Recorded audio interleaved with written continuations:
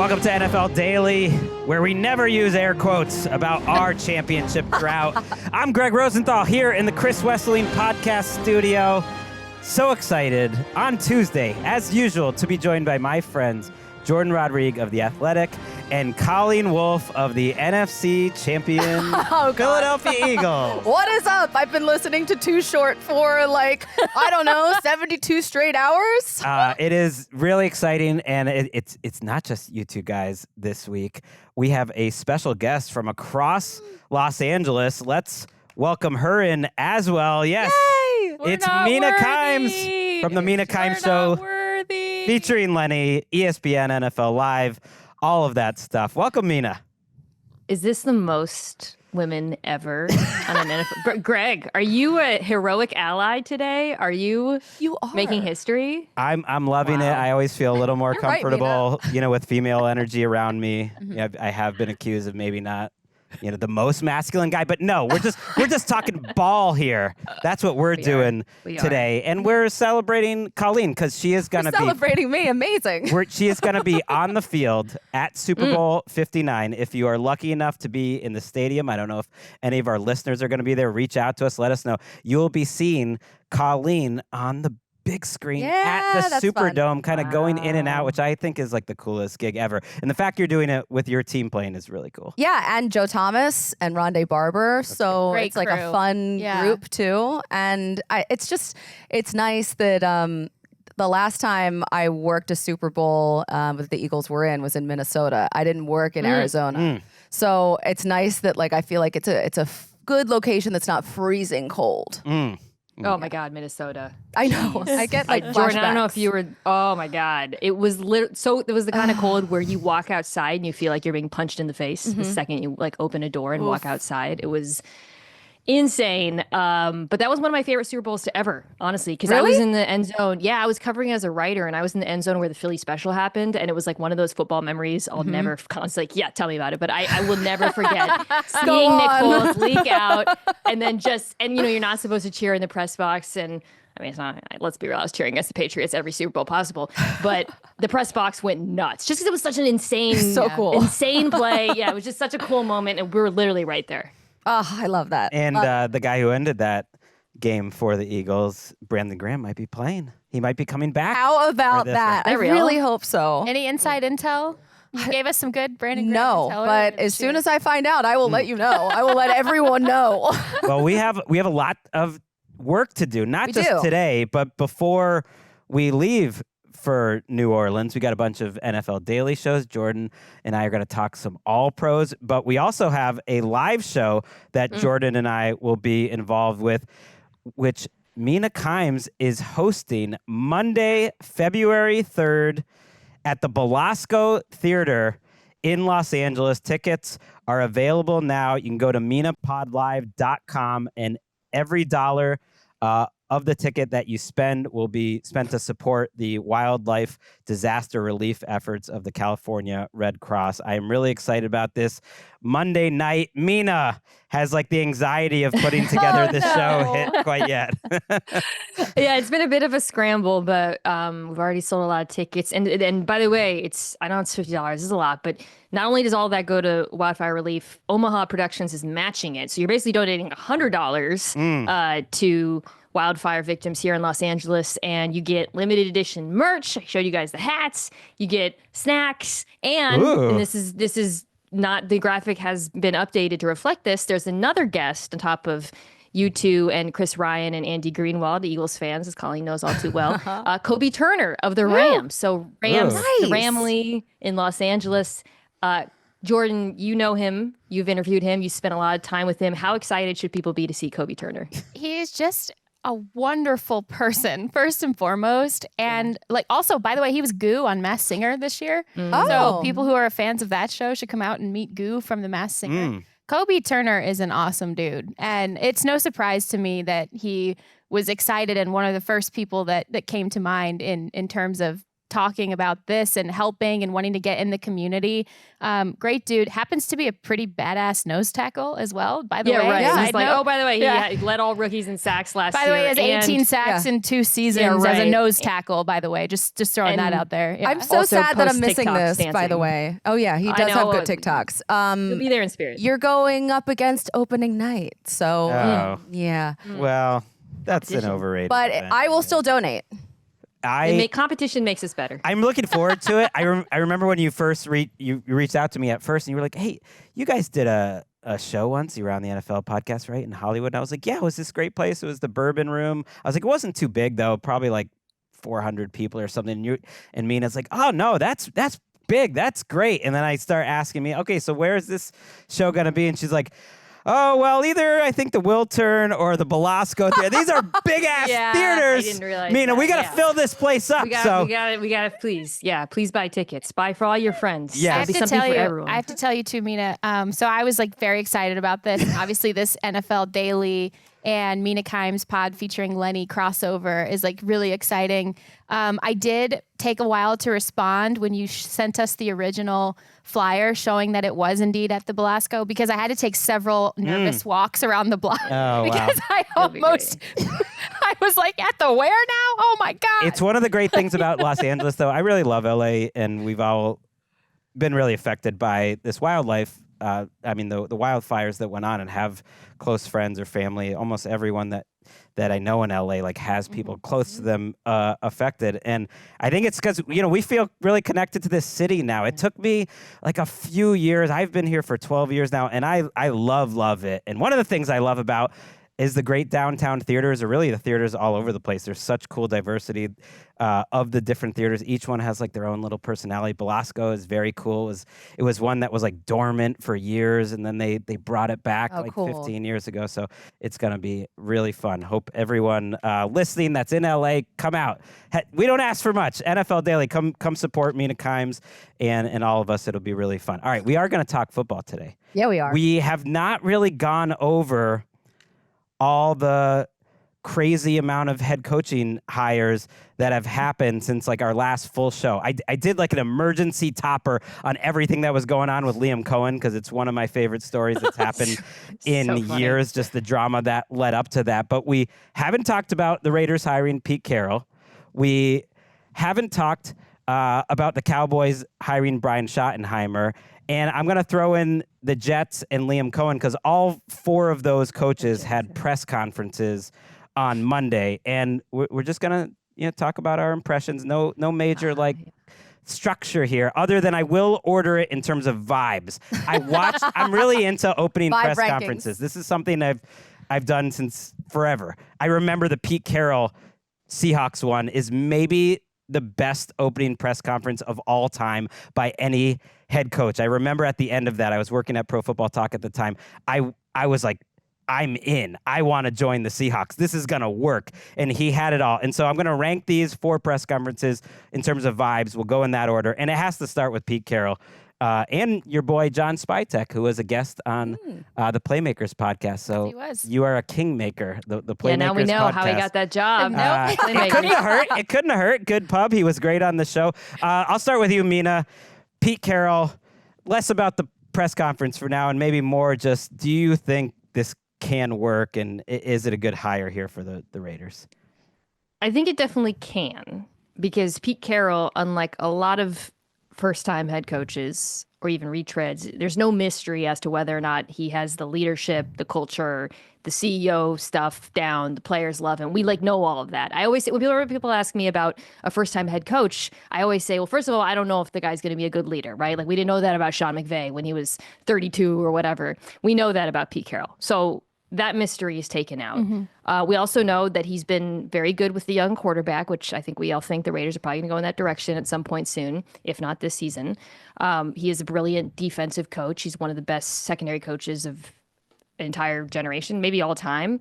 Those are things that the Raiders obviously need. I think if I have any hesitation, and I'm curious to hear what you guys think, it is, if you do a young quarterback, I don't know how long he's going to coach. I know they signed him to a 3-year deal, but he is 73 years old, right? So there's a bit of a timeline issue. And I think that would be my other question is he going to be patient about, a rebuild, like putting the pieces in place? Because he said we're going to compete right away. That's his nature. I don't feel that way about the Las Vegas Raiders, and I suspect you guys feel the same.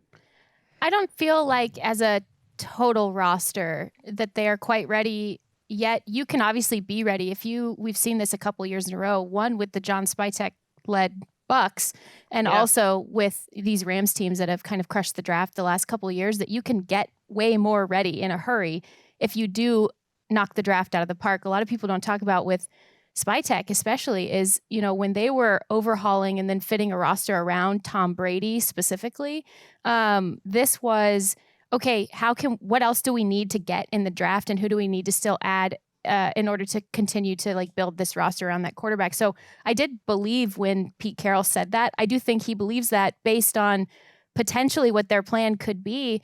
In that sense, I don't necessarily rule out taking a young quarterback. I think the Raiders could possibly be one of these teams that's on the phone asking about a Matthew Stafford, asking about an Aaron Rodgers, because John Spytek has made that phone call before. That's how he got Tom Brady.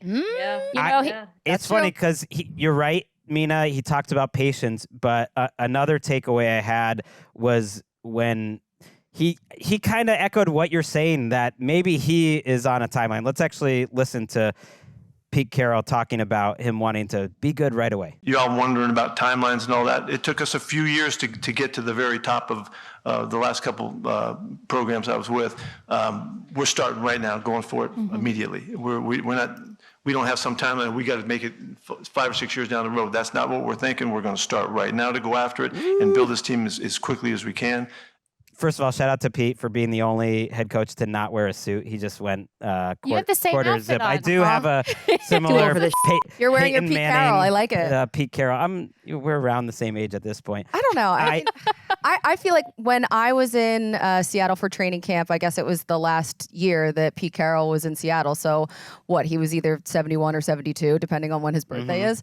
I could not believe he was that old, because he does not come off that way at all. And I do really feel like your chronological age isn't really always in sync with how old you are and how old you project. And just in general, the speed at which he was chewing his gum and walking was incredible. Like, I bet he could beat me in a race. He is fit. He's in shape. He's fun. His players love him.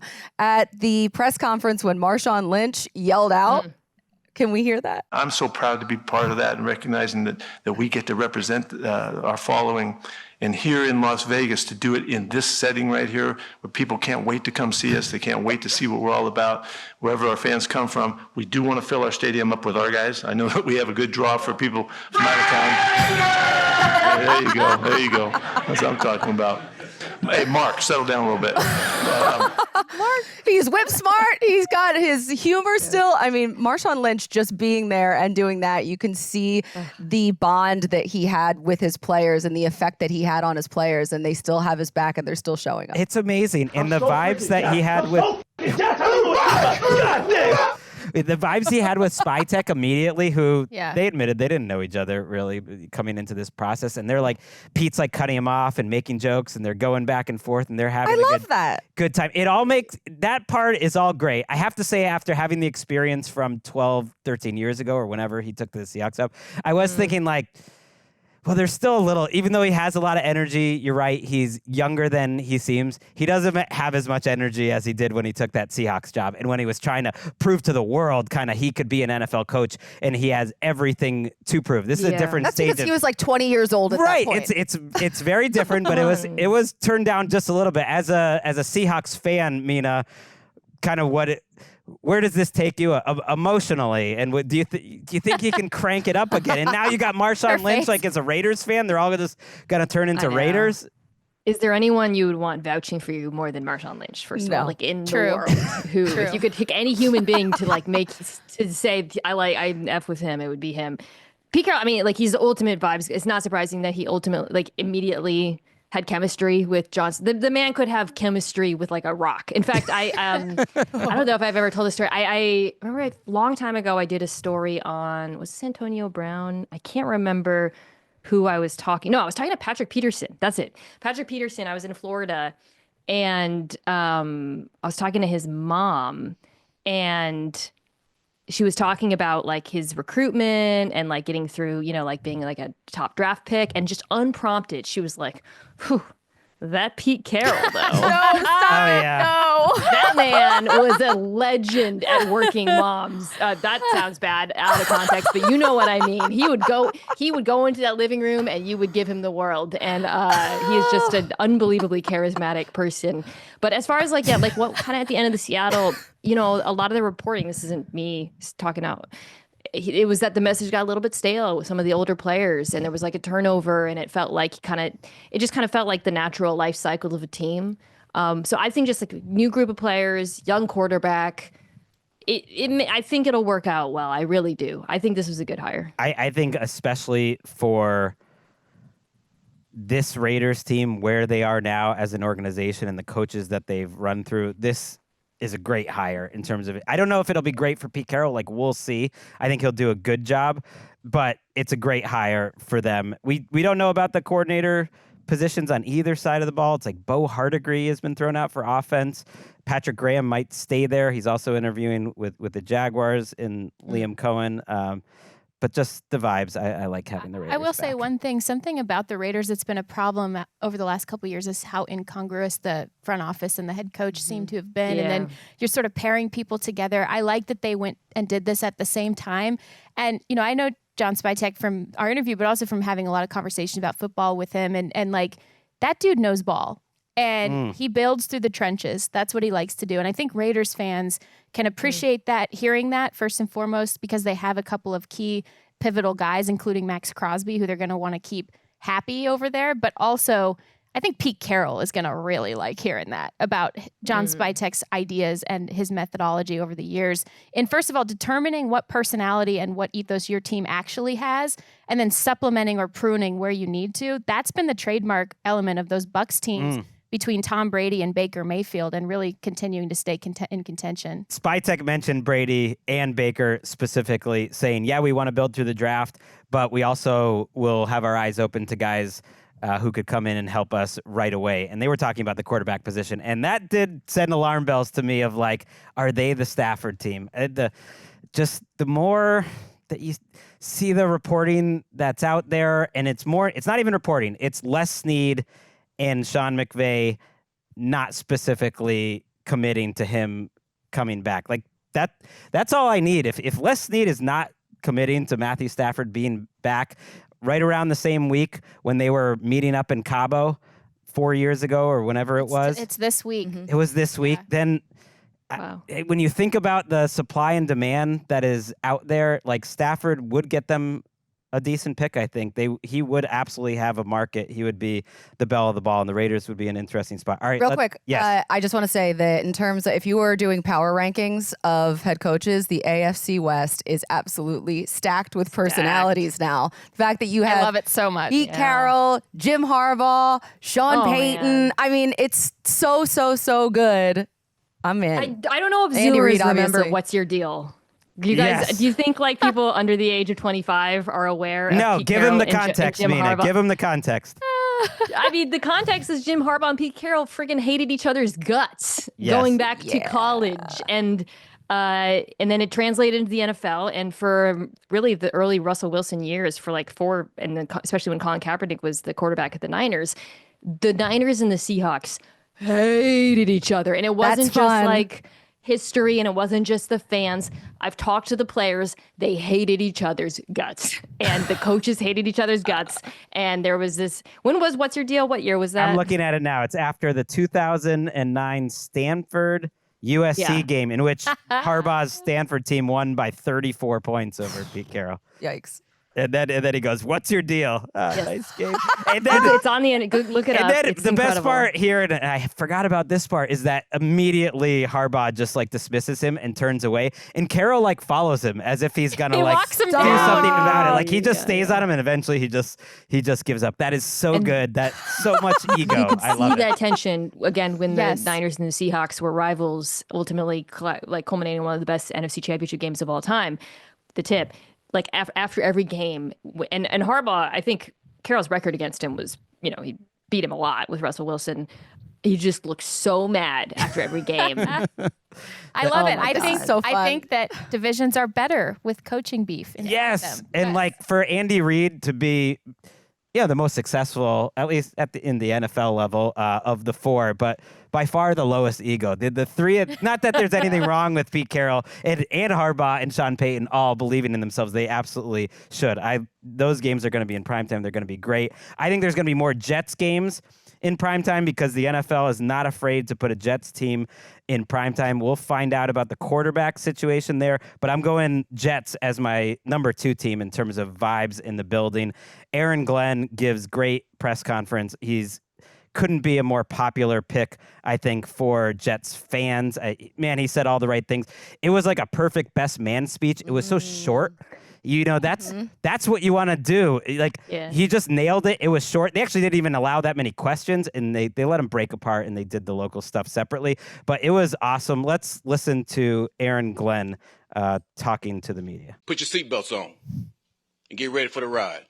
Put your seatbelts on and get ready for the ride. Listen, there are going to be some challenges, but with challenges gets opportunity.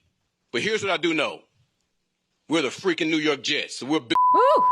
Yes. Okay. And they put that up on the back page of the New York Daily News. It's one of the things I miss about living in New York is just seeing the back page every day. And it's just Aaron Glenn saying, "We're the freaking New York Jets. We're built for this." Yes. And I just am like, they could not have picked a more popular I love that photo they head chose. coach. And I really loved, before I get your thoughts, Colleen, let's start with you. I really loved, I was watching how the owners were involved with all of these. Like Mark Davis, quick introduction, just got to the thing. Woody Johnson talked way too long.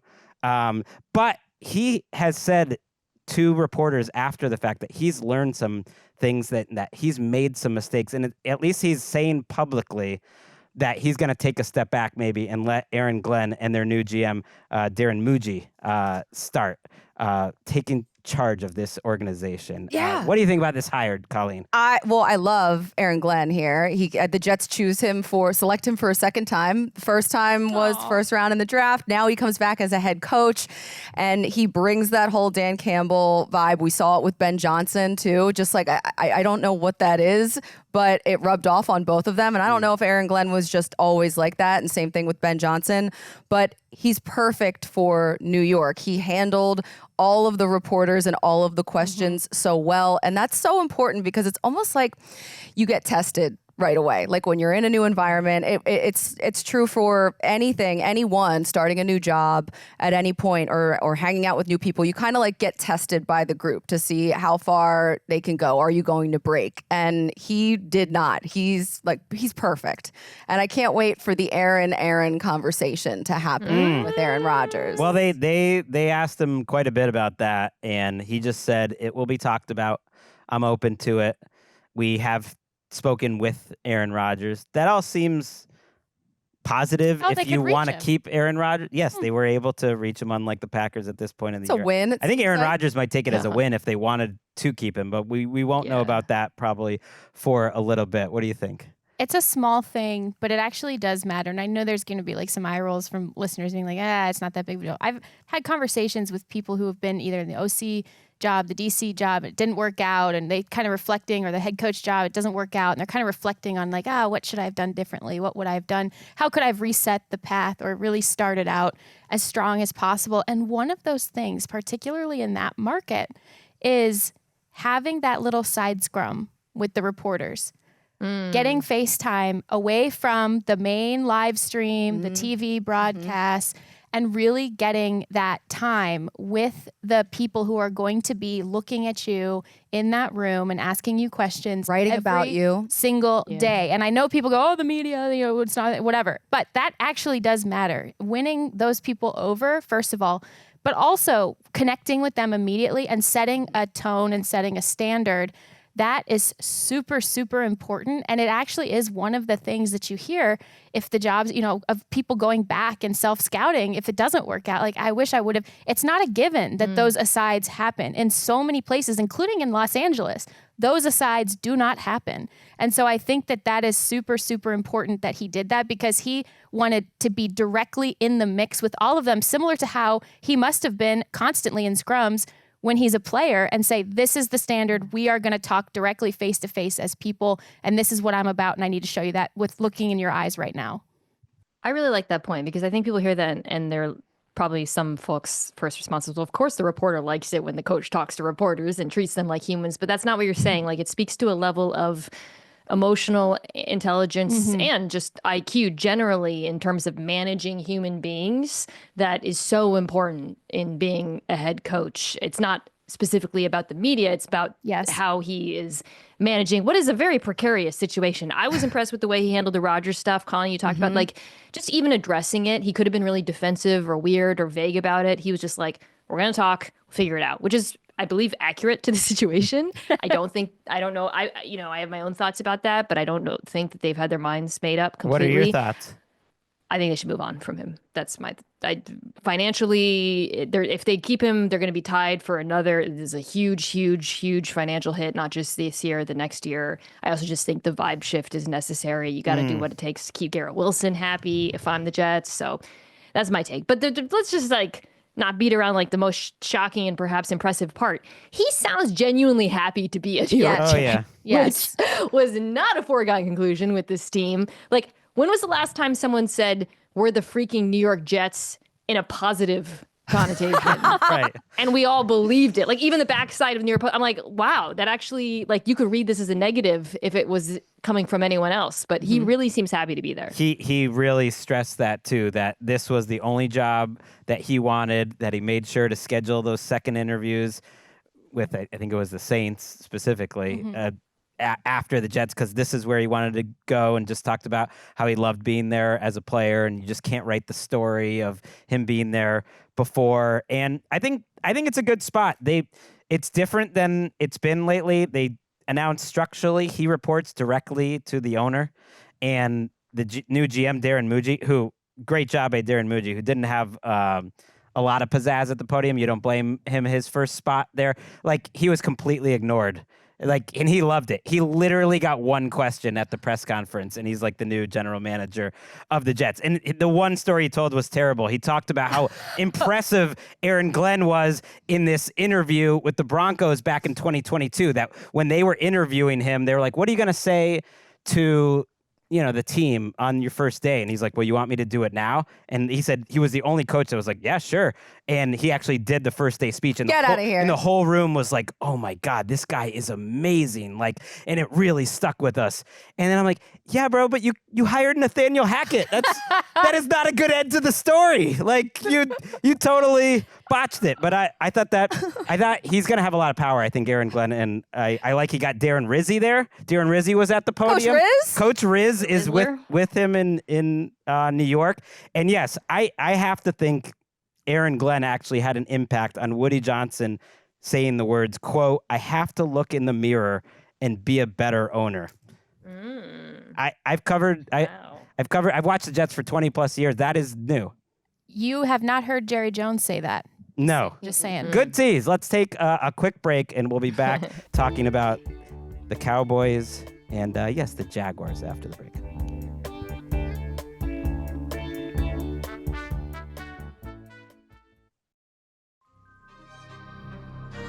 Back on NFL Daily, and yes, we're talking about all the new head coaching hires and the press conferences, ordering them by vibes. We'll also talk a little coordinator talk afterwards. But number 3 in vibes was Liam Coen, I would say, with the Jaguars. Everyone's seen the clip that's gone around. All right, let's start with that. Jacksonville, the community. Every time. Duval. How do we do this together? Okay. I've seen this like 100 times, obviously. I think we all have. It's the facial movement that's the problem. Yes. I've realized it. Because I think in audio format, if I just close my eyes, it doesn't sound as bad. Do you guys agree? Absolutely. Yes. It's the way he makes you feel. Actually, I'm wrong. Audio's bad too. The audio's bad too, but so good. It's the way he makes you feel when he's moving his face. That is... I love it. I have to say though. So I covered Liam, right? Yeah. And so every Thursday, coordinators would do a press conference. this has been, I mean, like at least he was himself, you know, like this has been Liam. This is him. That's is Liam. Him? Yeah. So Liam, I said this when he got in the room with Baker, right? I was like, oh, I love this personality fit. What a vibes room that is right there. And it's sort of elemental to like Liam is he's like reminds you, you know, the guy that like runs the surf shop at the beach and is like, really? Yeah, you can do so this. He's a chiller. You've never like done this. Yeah, like you've never done this before in your life. Stand up on a surfboard. Like you got this. Like, and you actually do it. Okay. You know, I think that's where and it is like we got to get that guy to stop moving his head so much, I think. But also, like he is such a vibes. It is truly such a head vibes coach. Guy. He was as an OC in Tampa Bay with Baker Mayfield specifically. I cannot think of a more perfect vibes complement to each other because you got this really heckin' fired up kid, not kid now, but Baker Mayfield, who we know is just like so much dip on his chip at all times. And then you've got Liam Coen. And the longer I watched it, the more comfortable. I thought that was maybe more awkwardness, but maybe that is just, he always is a little awkward. No, I have a post on of him talking about playing complimentary football that it's still on my Instagram account. And he goes, we actually played complimentary football. And he's moving his head. And I'm like, it's just him. That's who he is. And he got more comfortable as the press conference went on, and it was a totally normal, fine press conference. And the vibes actually in the room, I think, were quite high. Jacksonville. We should have him on the next time we do things we're getting too high on. Yes. I think that maybe we should talk to him then. That was a controversial segment that we did, and I don't know if it'll be brought back, but I would love Liam Coen would fit on that. Maybe segment. sometime in April. Not sure of the day, but people were happy. Like people there are happy that they got him. Like that was their guy. Yeah. And I thought as I watched the whole thing, it was a totally normal press conference. It was a little awkward when they were asking him about leaving Tampa, and I didn't really buy what he was selling there about that. He just didn't answer the questions and was like, it was a great opportunity, and it's just all about the people here. And it's like, no, bro. He completely denied that Trent Baalke getting fired had anything to do with him eventually taking the job, which felt a little bit like a lie, but also a normal coaching lie that I didn't really care about. In the room, I think they were all excited. Are you excited, Mina, about the Liam Coen era in Jacksonville? Yeah, I think I really like the football fit. So let's start there. I mean, Jourdan just talked about the work he did with Baker Mayfield, which is, I think, why I think we can all safely say why he has that job. But what struck me watching the Bucs offense this year was just how quarterback friendly it was. Baker always had good answers quickly. He played the fastest football of his career in terms of time to throw. And then the run game, a lot of that had to do with the investment they made on the offensive line, no doubt. But you saw that run game evolve over the course of the season in a way that suited the talent of the players. And when I look at Jacksonville and I think about this offense, which can't run the football well, you had a quarterback who at one point was playing like a top 5 quarterback, even though it was just 2 years ago, nobody remembers it, when he was playing fast. It feels like a good match between what we saw from the Bucs offense and what we know you need to get out of Trevor Lawrence in the future. Yeah, and Baker reportedly told him, not even reportedly, Liam Coen said it. Baker was one of the people he talked to in this weird process, and Baker was like, go get it. Go get that job. So I don't know if, the Bucs front office was feeling the same. I definitely heard. Reportedly not. Yeah, that the Bucs front office and the Bucs ownership was not thrilled because they thought they had a verbal agreement that was going to make him the highest paid coordinator. And he was part of that agreement was he wasn't supposed to even take a second interview. And then he goes without telling him, I don't really care about all that stuff in the end. Coaches do that sort of stuff all the time. They do it to players. It's not great. It's not ideal, but I like it. I don't like the setup that he has. I'm a little worried about everything beyond the play calling, which I thought was fantastic last year. Like, it was so exciting. He was that kind of hot coordinator that is going to bring, I think, a schematic advantage if he can bring that over what he did in Tampa. I don't know who the GM is going to be there, but here's what they didn't do in that press conference. They didn't deny that Tony Boselli is like quietly running the team, just a former player who does the radio there and has Shad Khan's ear. What? And funny. Like, Trent Baalke's not there anymore, and he was the guy who kind of had Shad Khan's ear, and they asked him, like, is Boselli, who I think was the most important person in this head coaching search by the sound of it, what type of job he has. And Shad Khan's answer was, well, we have to check with the league what we're allowed to do, but he will have some sort of position. So I'm not sure on the personnel side and the organizational side. The Jaguars have been pretty bad for the most part for a while, and there are systemic reasons for that, and that he might be pushing against that, Liam Coen. Yeah, also his agent played for the Jaguars once upon a time briefly, but stayed connected with the organization. So there's obviously a knowledge of how it works there and how everything is structured, and a clear understanding of really what you're getting into if you're Liam Coen. This is going to be interesting to me because when I watched his offense in Tampa Bay this year, which I loved, absolutely loved it, wouldn't shut up about it. You know this well, Gregg and Colleen. But I saw shades and variations of the Rams offense from previous iterations of that offense before, Kevin O'Connell came in and changed some things. And then before Mike LaFleur and Sean McVay and Matthew Stafford changed even more in 2023 and 2024. And I saw a Chris Godwin who was being deployed a lot like Cooper Kupp in the Z role, but in a very much expanded version of what another team would call a slot receiver, being able to do a lot of things autonomously. Really saw his target share increase. I saw a better run game than the Rams had when Liam Coen was the OC for LA in 2022 and only 2022. And I also saw that they had a great offensive line, to your point, Mina. And these are all things, he's going to have a really great offensive line as well. He's got the quarterback in Trevor Lawrence. I've always wanted to see Trevor Lawrence in this type of system.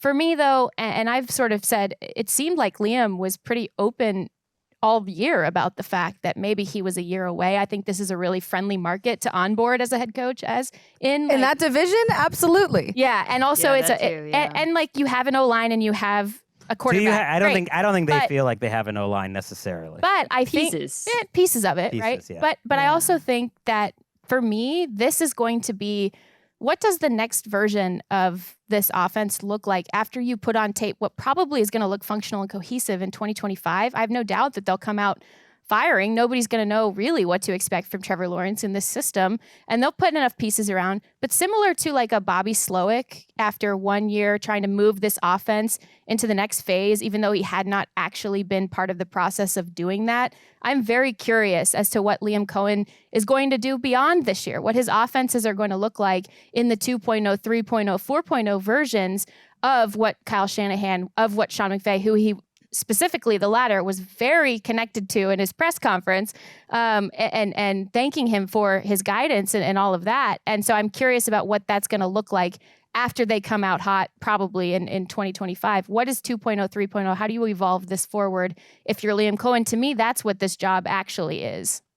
Yeah, is he like the leader of men type of guy too? Is something I'm thinking about. Like, and just being able to organize an entire organization that's going to need some organizing. You weren't convinced by the Duval that he could know. do a great speech well, in the you know locker what? room? You know what's underrated about part of that? And let's get to the Cowboys after this, but let's listen to it one more time. It's the intro to it. I'm glad because the 4-second clip that went around Twitter for the most part in Blue Sky, it was just the Duval, but I really like that. It kind of came out of nowhere that you can almost hear what the PR director said to him right before he got on the podium about talking about Jacksonville and the community. Let's listen again. I love it, please. Jacksonville, the community.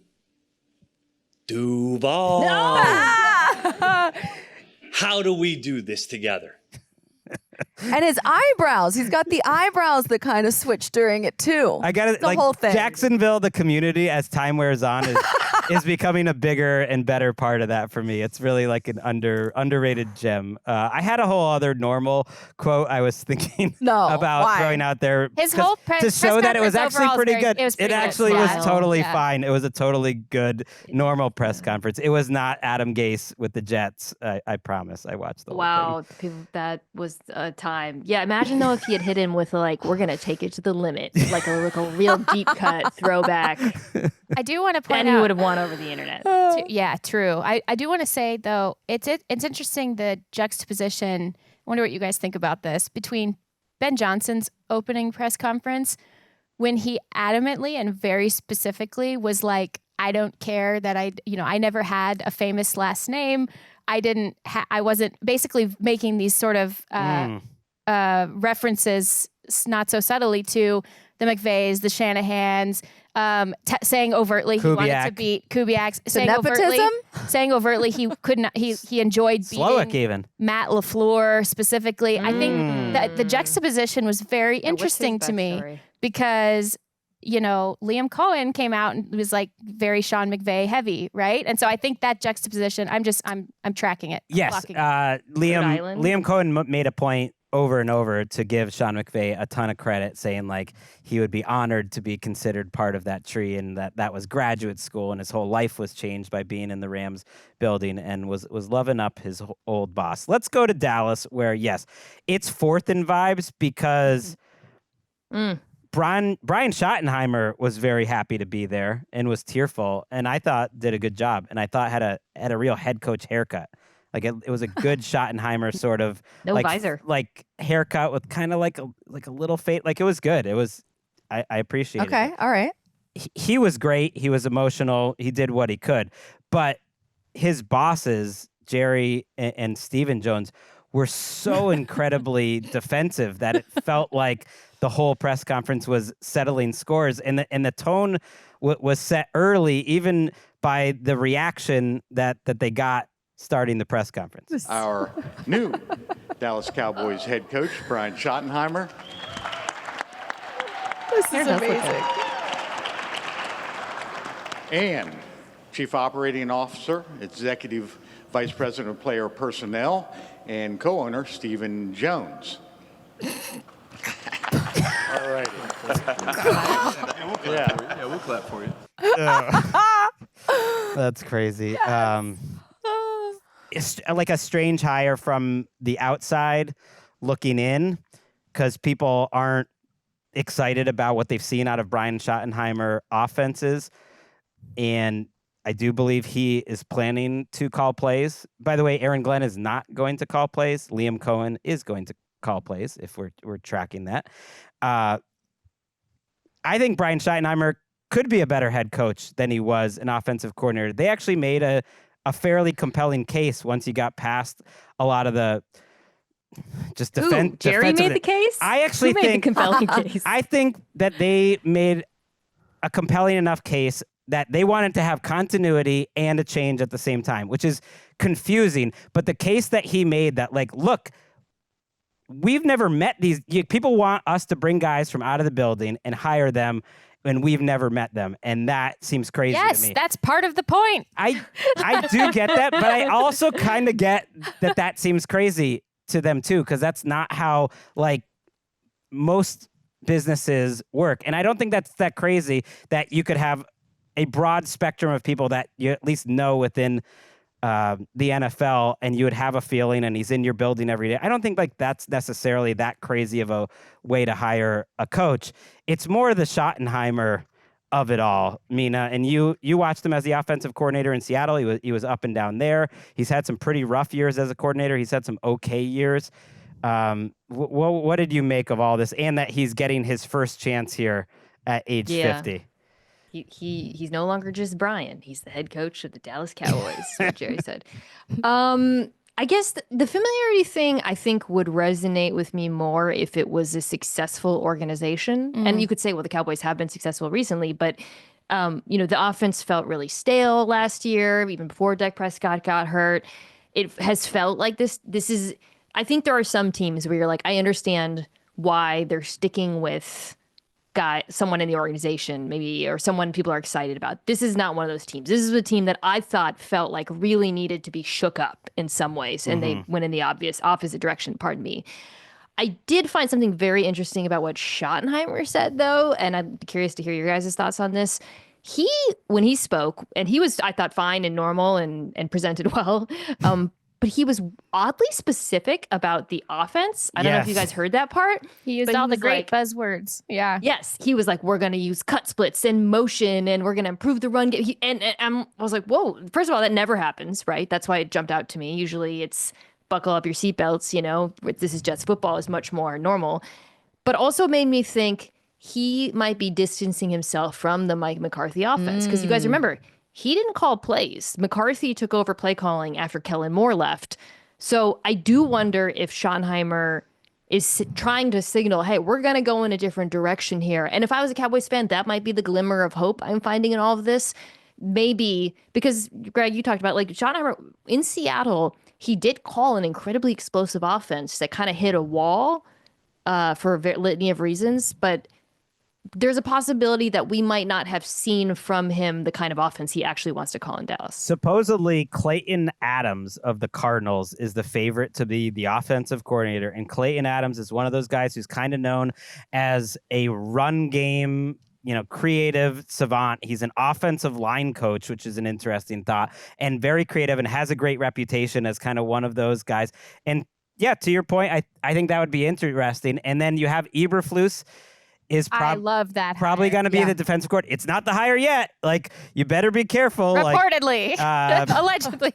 I believe it trending was in that direction. Ed Werder, your old coworker, developing news, put it out that they are hiring him, and then like minutes later, Ed Werder put out another tweet. Was like, actually, they have to comply to the Rooney Rule. They are learning now, and they will be interviewing people. So that's unfortunate that that all seems like a sham, and that Eberflus is getting that job. But that sucks. That's the other thing about the Jacksonville situation that really was grimy. Like, too, by the way, just to anyway. I think what you said about the scheme specific stuff was interesting, Mina, because I really got the sense that Dak Prescott had a big role in this hiring. He's very close to Schottenheimer. Yeah. Both Jerry Jones and Schottenheimer kind of talked about how much support Dak has for them. He talked a lot about tempo, very specifically, like we want to be a tempo team, and it's Dak Prescott's team. And Jerry was funny though, just talking about like, well, when I was in the meeting and it would be sad in there on a lot of those Mondays, but then someone in the corner would say something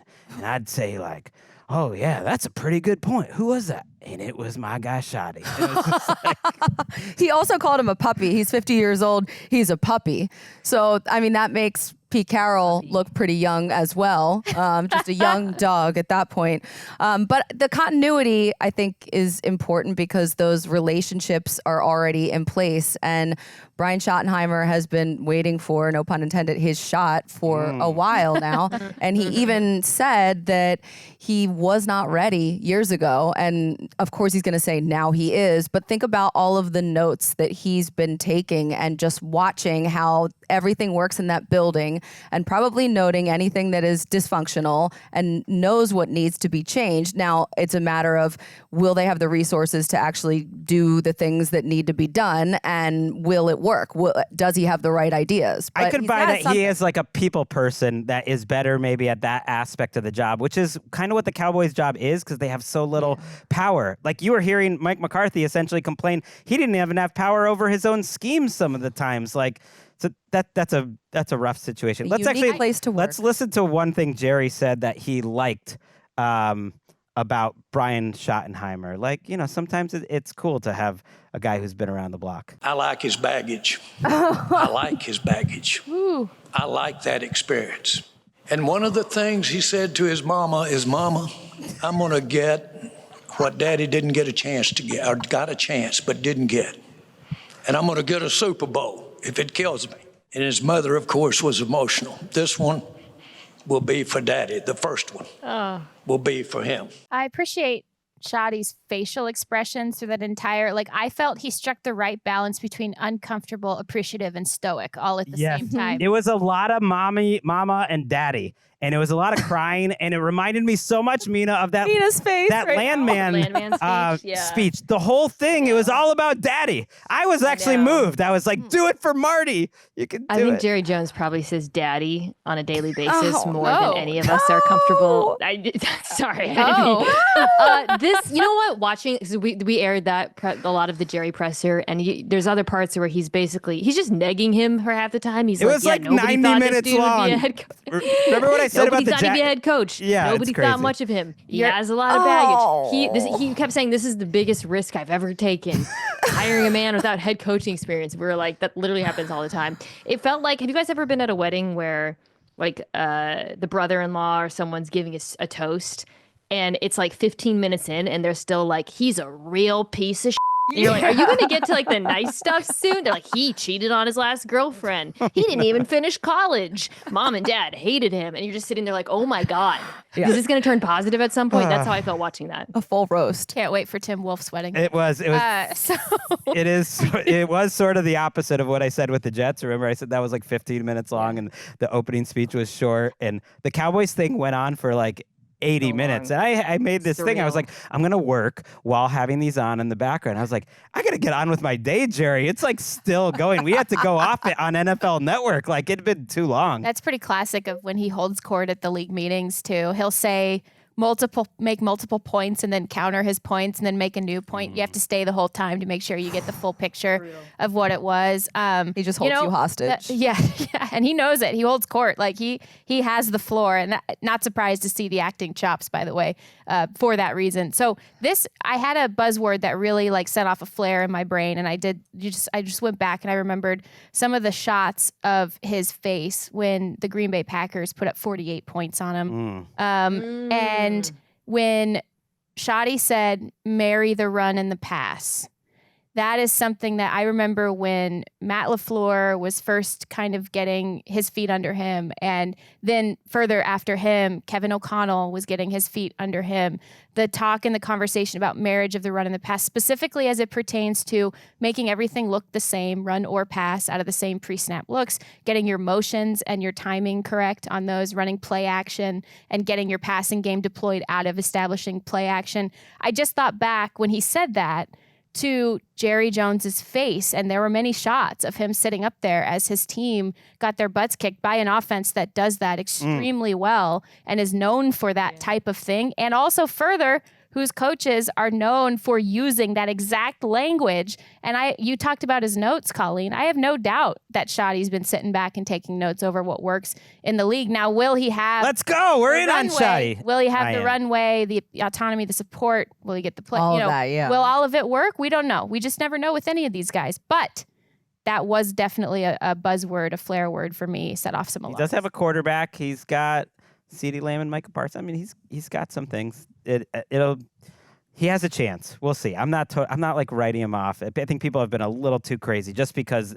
how they've presented it is understandably getting picked apart because it's so defensive. And again, it's a lot of daddy. It's a lot of wife talk too. Emeka was sitting next to me while this was happening. It's too cold in the garage right now to go out there.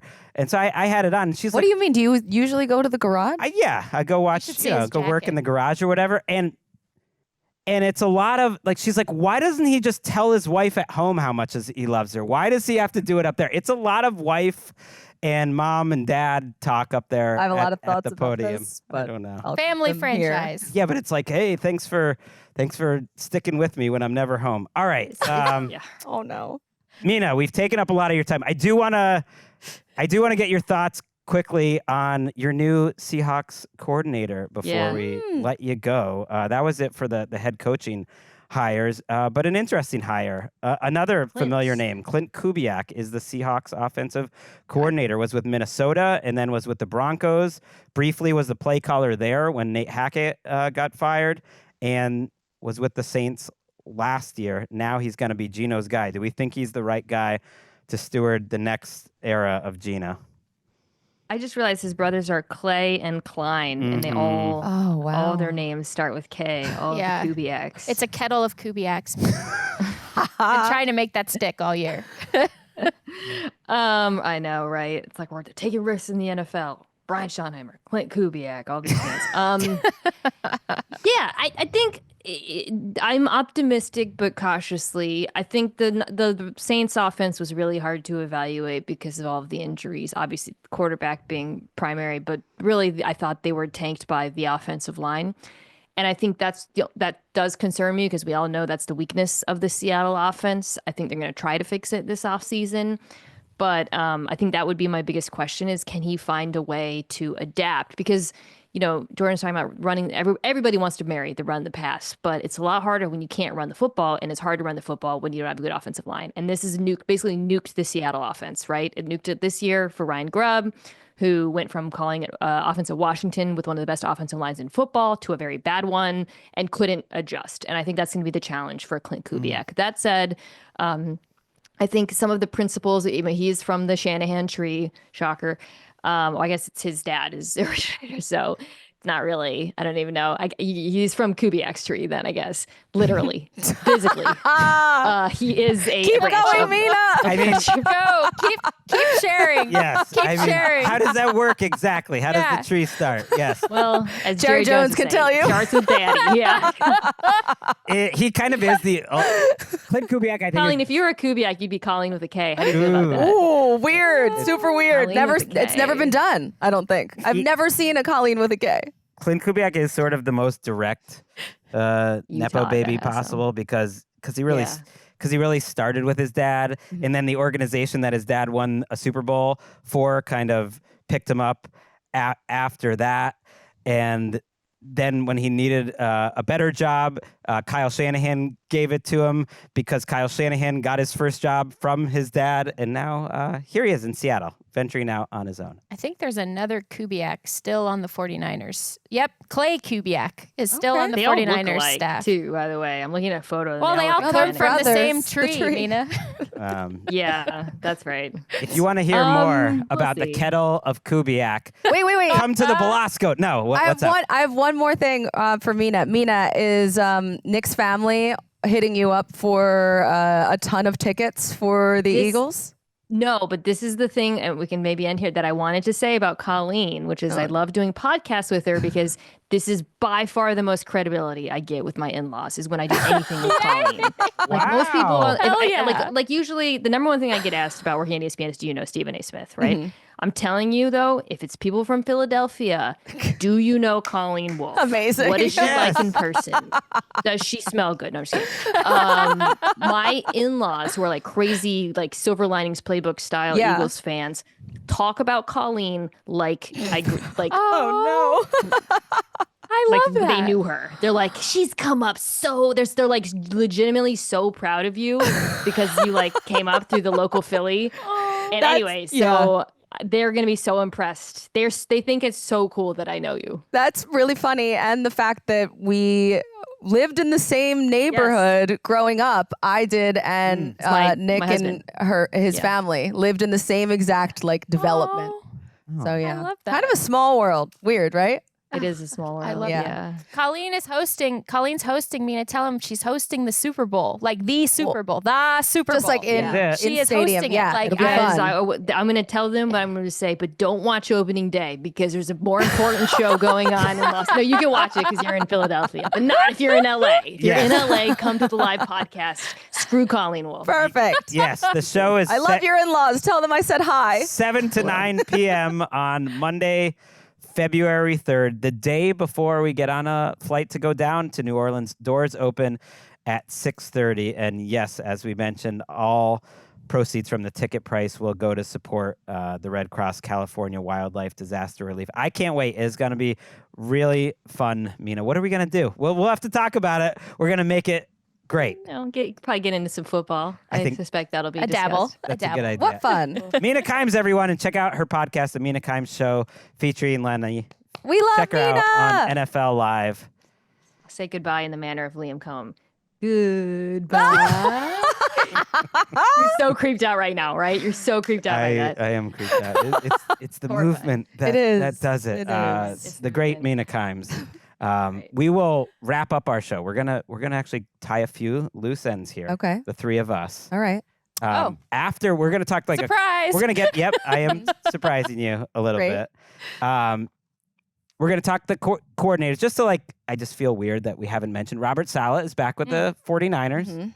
That's weirdly, of all these moves, maybe the one that is going to have the most impact. I on, like it. Who wins the Super Bowl next year? Like, of all these, like, can't you imagine this time next year being like, Saleh returned to the 49ers, and here they are back in the big game. Like, they figured it all out. Like, I can totally see that happening. That's kind of a massive move for them. I think It's the huge. players too are like really Yeah. excited about it. Yeah, they're going to be fired up. I'm excited about this because 3 years after this move has been made, something new will have been formed or shaped between the battles at practice that those two famously got into between Kyle's offense and Bob Saleh's defense, and like the clashes and the yelling and then the brainstorming that happened after that, like, is legendary, and new things will come out of that. I think that is what Kyle Shanahan's most looking for. If you sort of read the tea leaves in San Francisco right now, is new ideas and finding that person who helped set you on a course with some new ideas for your offense. He sucked all the life out of Mike McDaniel, and he's gone, and all Robert Saleh, and he's gone. All of the Kyle Shanahan Horcruxes have been spread. He needs some. He has been there a while. I was thinking about Kyle Shanahan when Mina said about the message getting stale, maybe a little bit for Pete Carroll. It is a bit of a danger. Bill Parcells always thought it was like 8 years. I thought was his number, or maybe it was 10 years. But it's hard to like reinvent yourself as you go, and that's what they're trying to do. There's a cycle. Well, who knows if any of us will even be alive on Sunday? Yes, that's something Kyle would say. True. Maybe he'll hire his old friend Bobby Slowick, because we hadn't mentioned that he was let go by the Texans.